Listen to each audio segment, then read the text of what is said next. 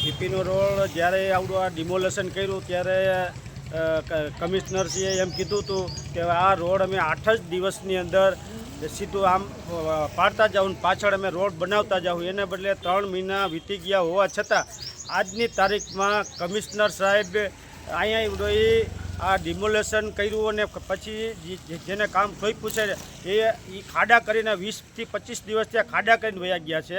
એ ખાડાનું કામ હજી પૂરું નથી કર્યું.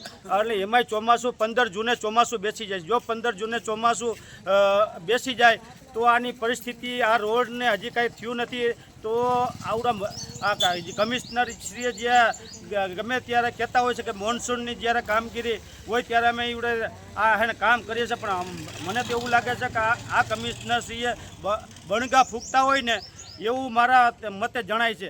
અને અમે તો એ કહી છે કે જો આવડું આ ચોમાસા પહેલાં આવડું આ રોડનું કામ નથી થયું, ટીપી રોડનું કામ નથી થયું, તો અમે 4 કોર્પોરેટો વિસ્તારના લોકોને સાથે રાખીને મહાનગરપાલિકાનો ઘેરાવ કરશું.